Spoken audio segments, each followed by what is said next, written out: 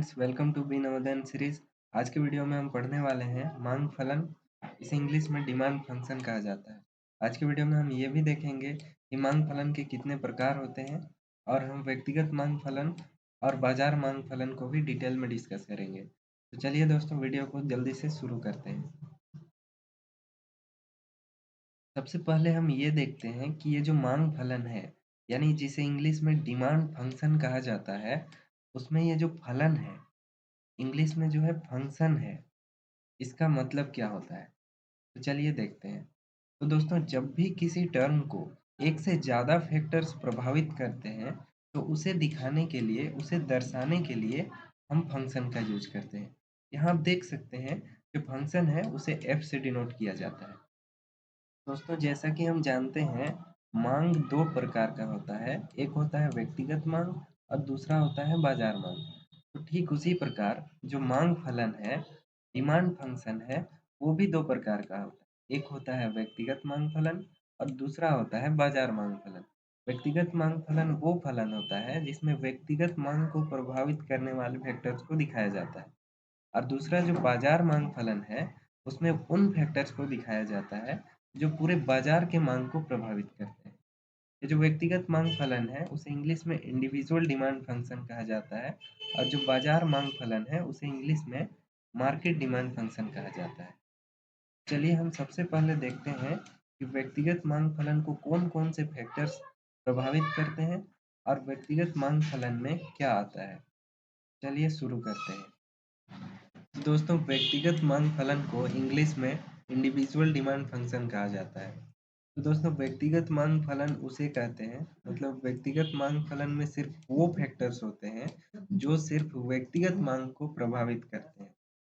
यहाँ पे आप देख सकते हैं, ये जो dx है वो व्यक्तिगत मांग है, और ये जो f है वो इन फैक्टर्स को दिखा रहा है जो व्यक्तिगत मांग को प्रभावित करते हैं। तो हम एक-एक करके देखते हैं कि कौन-कौन से जो फैक्टर्स हैं वो व्यक्तिगत मांग को प्रभावित करते हैं। सबसे पहला है px, दूसरा है pr, तीसरा है y, चौथा है t और एक है e। तो चलिए हम एक-एक करके सारे फैक्टर्स को डिस्कस करते हैं। पहला है px, इसका मतलब होता है प्राइस ऑफ कमोडिटी। इसे हिंदी में वस्तु की कीमत कहा जाता है। तो जैसा कि हम जानते हैं, जब वस्तु की कीमत बढ़ जाती है, तो जो डिमांड है वो घट जाती है, और वस्तु की कीमत जब घट जाती है, हमारा जो डिमांड है वो बढ़ जाता है। तो इससे पता चलता है कि ये जो प्राइस है, यानी px है, वो व्यक्तिगत मांग को प्रभावित करती है। अगला जो है वो pr है, इसका मतलब होता है price of related goods. Price of related goods, Hindi meaning होता है संबंधित वस्तु की कीमत। चलिए जानते हैं ये जो रिलेटेड गुड्स है, यानी संबंधित वस्तु, वो क्या होती है। तो दोस्तों, संबंधित वस्तु दो प्रकार की होती है। एक होता है सब्स्टिट्यूट गुड्स, जिसे हिंदी में प्रतिस्थापन वस्तुएं कहते हैं, और दूसरा जो होता है वो है कम्प्लीमेंट्री गुड्स, जिसे हिंदी में पूरक वस्तुएं कहते हैं। तो दोस्तों, सब्स्टिट्यूट गुड्स यानी प्रतिस्थापन वस्तुएं उन वस्तुओं को कहते हैं जो एक दूसरे के स्थान पर यूज की जा सकती है। जैसे मान लीजिए कभी चाय की कीमत बढ़ जाती है, तो लोग चाय को कम खरीदेंगे, इसका यूज कम कर देंगे, कॉफ़ी का यूज बढ़ा देंगे। तो इससे क्या हो रहा है, चाय की कीमत जब बढ़ रही है तो कॉफ़ी की डिमांड बढ़ रही है। इससे ये हो रहा है कि चाय की कीमत बढ़ने से कॉफ़ी के डिमांड में प्रभाव पड़ रहा है। तो फिर ये जो सब्स्टिट्यूट गुड्स है, वो डिमांड को, यानी व्यक्तिगत मांग को प्रभावित कर रहा है। अगला जो है वो है कम्प्लीमेंट्री गुड्स। कम्प्लीमेंट्री गुड्स पूरक वस्तुओं को कहते हैं। ये एक दूसरे को पूरा करती है। जैसे कार कार जो है वो पेट्रोल के बिना नहीं चल सकती है। तो मान लीजिए यदि पेट्रोल की कीमत बढ़ जाती है, तो लोग पेट्रोल वाली गाड़ियों को खरीदना कम कर देते हैं। तो इस तरह से ये भी एक दूसरे की डिमांड को प्रभावित करता है। दोस्तों, अगला है इनकम, यानी वाई। वाई का मतलब होता है इनकम ऑफ कंज्यूमर, यानी उपभोक्ता की आय। तो चलिए देखते हैं ये कैसे प्रभावित करता है डिमांड को, व्यक्तिगत मांग को। तो दोस्तों, जब उपभोक्ता की आय बढ़ जाती है, तो जो गुड्स है, गुड्स को दो भागों में बांटा गया है। एक को कहा गया है नॉर्मल गुड्स, दूसरा को कहा गया है इंफीरियर गुड्स। नॉर्मल गुड्स उन वस्तुओं को कहते हैं, हिंदी में नॉर्मल गुड्स को सामान्य वस्तुएं कहते हैं, और ये उन वस्तुओं को कहते हैं जब उपभोक्ता की इनकम बढ़ जाती है, तो लोग इन वस्तुओं को खरीदना पसंद करते हैं। ये जो नॉर्मल गुड्स होता है, उसका इनकम के साथ पॉजिटिव रिलेशन होता है। पॉजिटिव रिलेशन का मतलब ये है कि जब उपभोक्ता की आय बढ़ेगी, तो नॉर्मल गुड्स को लोग ज़्यादा खरीदेंगे, उनकी डिमांड भी बढ़ जाएगी। और इंफीरियर गुड्स यानी निम्न कोटि वस्तुएँ उन वस्तुओं को कहते हैं, जिनका उपभोक्ता की इनकम यानी आय के साथ नेगेटिव रिलेशन होता है। नेगेटिव रिलेशन का मतलब ये है कि जब उपभोक्ता की आय बढ़ जाएगी, तो लोग इंफीरियर गुड्स को यानी निम्न कोटि वस्तुओं को कम खरीदेंगे। तो दोस्तों अगला है टी। टी यानी टेस्ट एंड प्रेफरेंस यानी रुचि और प्राथमिकता। तो दोस्तों मान लीजिए कोई एक फेमस व्यक्ति है, वो किसी कमोडिटी का, किसी वस्तु का अगर प्रचार कर रहा है, तो लोगों की रुचि उस कमोडिटी में यानी उस वस्तु में बढ़ जाती है और लोग उन वस्तुओं को, उन कमोडिटीज़ को प्राथमिकता देने लगते हैं और उस कमोडिटी को ज़्यादा खरीदते हैं, यानी उस कमोडिटी की डिमांड बढ़ जाती है। तो ये जो टेस्ट एंड प्रेफरेंस है, ये भी उन वस्तुओं की डिमांड को प्रभावित कर रहा है। तो अगला है हम लोग का ई। ई यानी तो अगला है दोस्तों ई। ई का मतलब होता है एक्सपेक्टेशंस यानी संभावनाएँ। तो दोस्तों मान लीजिए कि 2 दिन बाद टमाटर की कीमत, ऐसी संभावना है कि 2 दिन बाद टमाटर की कीमत ₹30 बढ़ने वाली है। तो लोग आज ही जाकर टमाटर को 2-4 केजी ज़्यादा खरीद लेंगे। यानी क्या करेंगे, उसकी डिमांड को बढ़ा देंगे। तो इससे क्या पता चलता है कि ये जो संभावनाएँ हैं, फ्यूचर एक्सपेक्टेशंस हैं, वो भी डिमांड को प्रभावित करती है। तो दोस्तों एक बार फिर हम देख लेते हैं जल्दी से कि व्यक्तिगत मांग फलन में यानी इंडिविजुअल डिमांड फंक्शन में हमने क्या-क्या पढ़ा। तो दोस्तों हमने पढ़ा कि ये जो डीएक्स है वो डिमांड होता है और बहुत सारे फैक्टर्स होते हैं जो डिमांड को प्रभावित करते हैं और उन्हें दिखाने के लिए हम एफ का यानी फंक्शन का यानी फलन का यूज़ करते हैं। और ये जो एफ है वो फंक्शन को यानी फलन को डिनोट करने के लिए लगाया जाता है। तो दोस्तों चलिए जल्दी से हम लोग ये देखते हैं कि ये जो डीएक्स है यानी डिमांड है, व्यक्तिगत जो मांग है, उसे कौन-कौन से फैक्टर प्रभावित करते हैं। पहला जो है पीएक्स है, वो है प्राइस ऑफ कमोडिटी हमने देखा। दूसरा जो है पीआर है यानी प्राइस ऑफ रिलेटेड गुड्स। ये जो रिलेटेड गुड्स है यानी संबंधित वस्तु, वो 2 प्रकार के होते हैं। एक होता है सब्स्टिट्यूट गुड्स यानी प्रतिस्थापन वस्तुएँ, जो एक दूसरे के स्थान पर यूज़ की जाती है। दूसरा जो है वो है कॉम्प्लीमेंट्री गुड्स यानी पूरक वस्तुएँ, जो एक दूसरे को पूरा करती है और ऐसे ही डिमांड को प्रभावित करती है। दूसरा जो है वो है वाई है। वाई का मतलब होता है इनकम ऑफ कंज्यूमर यानी उपभोक्ता की आय। उपभोक्ता की आय से 2 चीज़ों की डिमांड प्रभावित होती है, एक नॉर्मल गुड्स की, एक इंफीरियर गुड्स की। जो नॉर्मल गुड्स है उसे सामान्य वस्तु कहते हैं। जब उपभोक्ता की आय बढ़ जाती है, तो लोग सामान्य वस्तुओं को ज़्यादा खरीदते हैं और जब उपभोक्ता की आय बढ़ जाती है, तो इंफीरियर गुड्स को यानी निम्न कोटि वस्तुओं को लोग खरीदना कम कर देते हैं। इसका जस्ट ऑपोजिट ये भी होता है कि अगर उपभोक्ता की आय कम हो गई, तो जो उपभोक्ता है वो नॉर्मल गुड्स को नहीं खरीदता है और इंफीरियर गुड्स को ज़्यादा खरीदता है। अगला हमने पढ़ा था टी यानी टेस्ट एंड प्रेफ़रेंस। इसका हिंदी मीनिंग होता है रुचि और प्राथमिकता। तो दोस्तों मान लीजिए कभी-कभी क्या होता है कि कोई फ़ेमस व्यक्ति जो है, वो किसी चीज़ की यानी किसी कमोडिटी का अगर प्रचार कर रहा है, तो लोगों की रुचि उसमें बढ़ जाती है। लोग उनको प्राथमिकता देने लगते हैं और जो कमोडिटी है उसकी डिमांड प्रभावित होती है। अगला जो हमने पढ़ा था वो है ई यानी एक्सपेक्टेशन संभावनाएँ। तो दोस्तों संभावनाएँ भी ऐसी होती हैं जैसे मान लीजिए किसी वस्तु की यानी कमोडिटी की कीमत बढ़ने की संभावना है, तो लोग उसकी डिमांड बढ़ा देते हैं और ज़्यादा खरीदने लगते हैं जिससे उसकी डिमांड प्रभावित होती है। तो दोस्तों व्यक्तिगत मांग यहीं ख़त्म होता है। हम अगला टॉपिक देखते हैं हमारा जो मांग फलन का सेकंड पार्ट है बाज़ार मांग फलन। बाज़ार मांग फलन यानी मार्केट डिमांड फंक्शन। तो दोस्तों ये है बाज़ार मांग फलन, इसे इंग्लिश में मार्केट डिमांड फंक्शन कहा जाता है। दोस्तों सबसे पहले हम ये समझते हैं कि बाज़ार मांग फलन क्या है? तो दोस्तों बाजार मांग फलन जो है वो बाजार मांग और उनके फैक्टर्स के बीच में जो फलनात्मक संबंध होता है यानी जो फंक्शनल रिलेशनशिप होता है उसको दिखाता है। तो दोस्तों ये देखते हैं, चलिए देखते हैं कि जो फंक्शनल रिलेशनशिप है वो क्या है। तो दोस्तों इसका मतलब ये है कि जो बाजार मांग है उसे प्रभावित करने वाले जितने भी फैक्टर्स हैं उसको दिखाया जाता है और ये जो एफ है उससे फंक्शन को डिनोट किया जाता है। मतलब इससे पता चलता है कि ये जो फैक्टर्स हैं वो ये जो डिमांड है उसे प्रभावित करते हैं यानी बाजार मांग जो है उसे प्रभावित करते हैं। तो चलिए हम एक-एक फैक्टर्स को बड़े अच्छे से पढ़ते हैं। दोस्तों यहाँ पे एक समझने वाली बात है, ध्यान दीजिएगा कि दोस्तों वो फैक्टर्स जो व्यक्तिगत मांग को प्रभावित करते थे, वो फैक्टर्स जो व्यक्तिगत मांग को प्रभावित करते थे, वही फैक्टर्स बाजार मांग को भी प्रभावित करते हैं। इसका मतलब क्या हुआ? इसका मतलब ये हुआ कि उन फैक्टर्स को बाजार मांग के फंक्शनल रिलेशनशिप में भी दिखाया जाएगा। तो दोस्तों, ये जो जैसे पीएक्स हुआ, पीआर हुआ, वाई हुआ, टी हुआ, ई हुआ, ये सब जो थे, ये सब जो फैक्टर्स थे, 4 फैक्टर्स, वो व्यक्तिगत मांग को प्रभावित करते थे। तो दोस्तों, व्यक्तिगत मांग को प्रभावित करने वाले जो फैक्टर होते हैं, वो बाजार मांग को भी प्रभावित करते हैं। इसलिए इन फैक्टर्स को यहाँ लिखा गया है।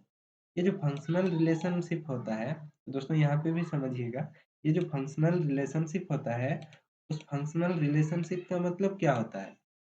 जो फलनात्मक संबंध हम लोग कहते हैं, उसका मतलब क्या होता है? तो चलिए देखते हैं क्या होता है।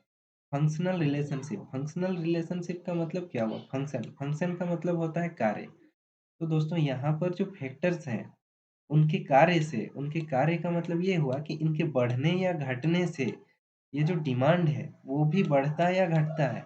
दोस्तों, यहाँ पे किसी फैक्टर के बढ़ने से ये जो डिमांड है वो घट जाता है, और किसी फैक्टर के बढ़ने से ये जो डिमांड है वो भी बढ़ता है। तो दोस्तों, फंक्शनल रिलेशनशिप का मतलब यही होता है।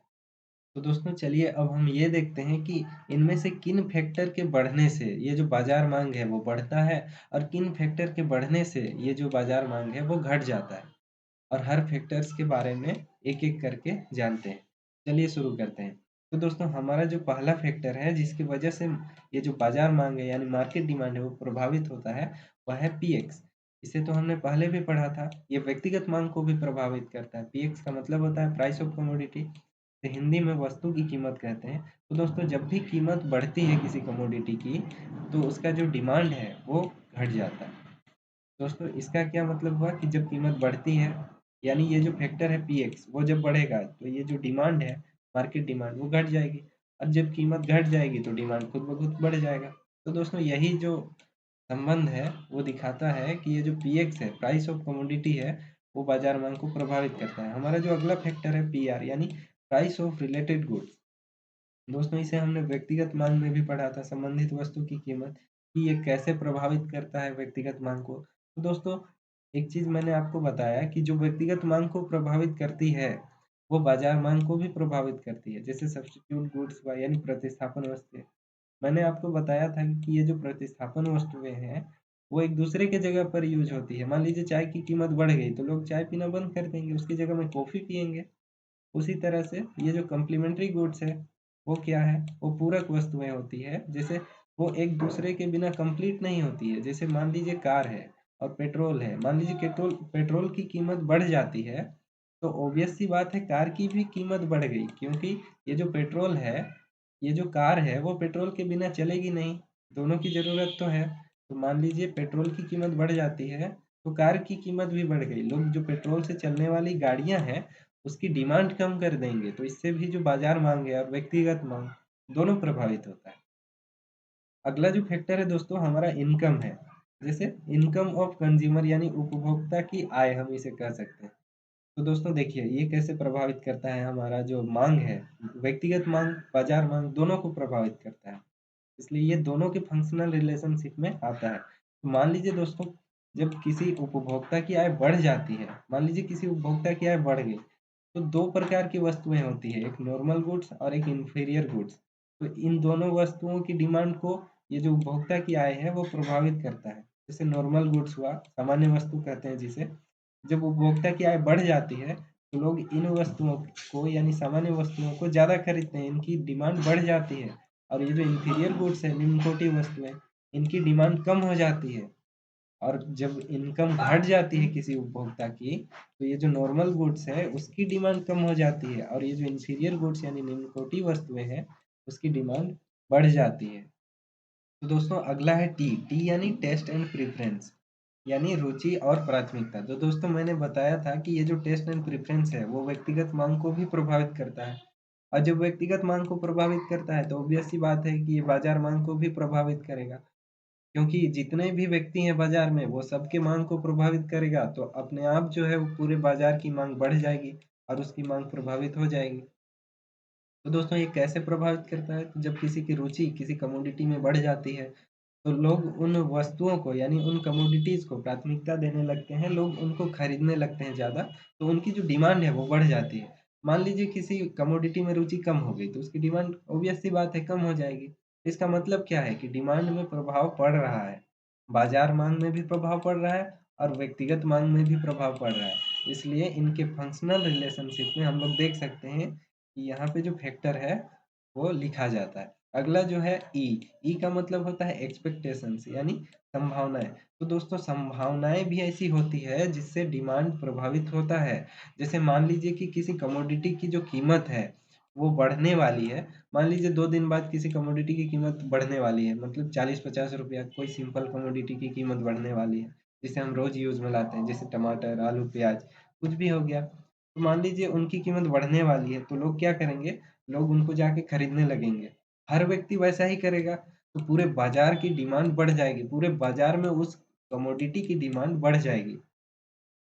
तो फिर क्या होगा कि डिमांड में प्रभाव पड़ रहा है एक्सपेक्टेशन के चलते। ये जो है फ्यूचर एक्सपेक्टेशंस यानी संभावनाओं के चलते जो डिमांड है उसमें प्रभाव पड़ रहा है। अच्छा, कौन-कौन से जो डिमांड है उसमें प्रभाव पड़ रहा है? व्यक्तिगत माँग में भी प्रभाव पड़ रहा है, बाज़ार माँग में भी प्रभाव पड़ रहा है। इसीलिए दोनों के जो फंक्शनल रिलेशनशिप है उसमें दिखाया जाता है एक्सपेक्टेशन। अगला जो है एन है, एन का मतलब होता है पॉपुलेशन साइज़। तो दोस्तों यहाँ पे समझिए। तो दोस्तों ये जो 4 फैक्टर्स हैं, पहला जो है पीएक्स, दूसरा पीआर, तीसरा जो है वाई, चौथा जो है टी और अगला जो है ई है। ये जो 5 फैक्टर्स हैं, ये फैक्टर्स आपके व्यक्तिगत डिमांड में यानी व्यक्तिगत मांग को भी प्रभावित करते हैं और साथ में बाजार मांग को भी प्रभावित करते हैं। लेकिन इसके बाद जो 2 फैक्टर्स हैं, एक है एन और दूसरा है वाईडी। एन जो है वो है पॉपुलेशन साइज और दूसरा जो है वो डिस्ट्रीब्यूशन ऑफ इनकम यानी आय का वितरण। ये जो फैक्टर्स हैं वो व्यक्तिगत मांग को प्रभावित नहीं करते हैं। ये जो फैक्टर्स हैं, ये जो पॉपुलेशन साइज और ये डिस्ट्रीब्यूशन ऑफ इनकम, ये मार्केट डिमांड को यानी बाजार मांग को प्रभावित करते हैं। तो दोस्तों चलिए देखते हैं ये जो एन है और दूसरा वाईडी है वो क्या है। तो दोस्तों एन एन का मतलब होता है पॉपुलेशन साइज। पॉपुलेशन साइज का मतलब होता है जनसंख्या का आकार। तो दोस्तों चलिए समझते हैं।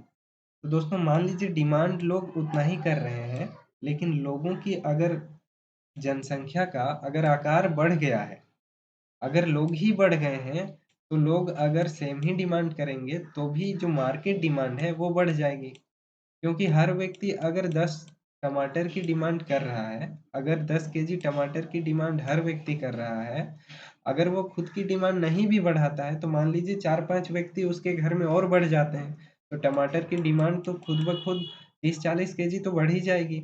तो इसी तरह से जब मार्केट में जनसंख्या का आकार बढ़ता है, तो मार्केट डिमांड जो है यानी बाजार मांग जो है वो बढ़ जाती है।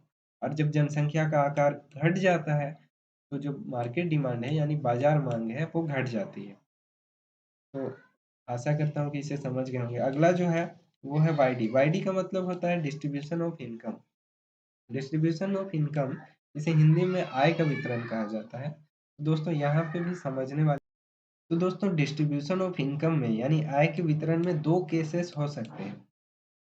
पहला केस ये हो सकता है कि अगर आय का जो वितरण है, उसे लोगों में समान कर दिया जाए, तो क्या होगा, सभी लोग एक ही श्रेणी में आ जाएँगे, ना कोई गरीब होगा और ना कोई अमीर होंगे। और दूसरा केस ये है कि मान लीजिए जो समाज है उसमें कुछ लोग अमीर हैं, कुछ लोगों के पास पैसा ज़्यादा है क्योंकि आय का वितरण समान नहीं है।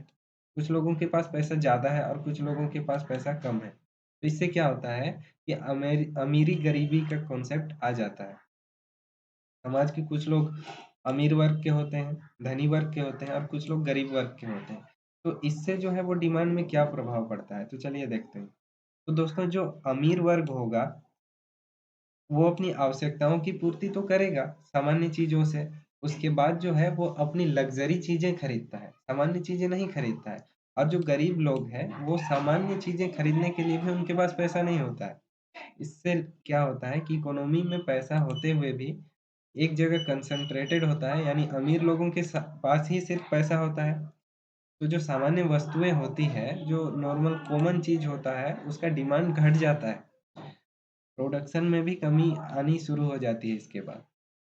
लेकिन अगर ये होगा कि आय का वितरण अगर समान कर दिया जाए, तो समाज में ना कोई गरीब होगा और ना ही अमीर होगा। तो इससे क्या होगा, थोड़ा-मोड़ा होगा लेकिन ज़्यादा का डिफ़रेंस नहीं होगा। तो इससे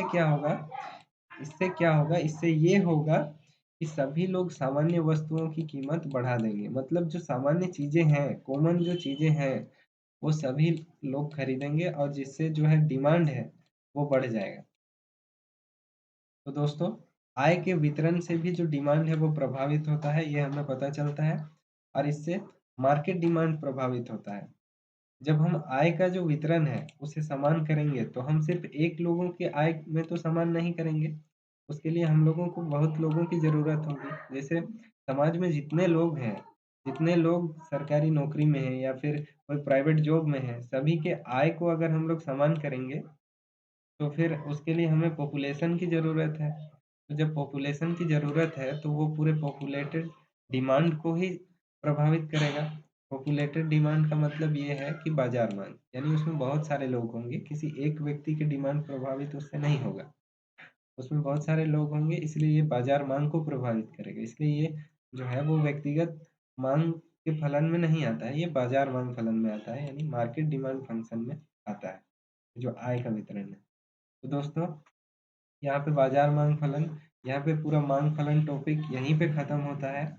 इसमें मैंने आपको व्यक्तिगत मांग बताया, बाजार मांग बताया। तो दोस्तों, एक बार फिर हम जल्दी से बाजार मांग फलन को रिवाइज कर लेते हैं। तो दोस्तों, चलिए देखते हैं कि हमने बाजार मांग में क्या पढ़ा, बाजार मांग फलन में क्या पढ़ा, मार्केट डिमांड फंक्शन में क्या पढ़ा। तो सबसे पहले तो हमने ये देखा कि बाजार मांग फलन को मार्केट डिमांड फंक्शन कहा जाता है इंग्लिश में। इसका जो फॉर्मूला है वो इस तरह से हो सकता है, कुछ इस प्रकार हो सकता है। इसमें P X, P R, Y, T और ई जो है वो व्यक्तिगत मांग फलन में भी आता है, और ये जो एन और वाई डी है वो जो बाजार मांग फलन है उसमें नया कॉन्सेप्ट आता है, नया जो टर्म है वो जुड़ जाता है।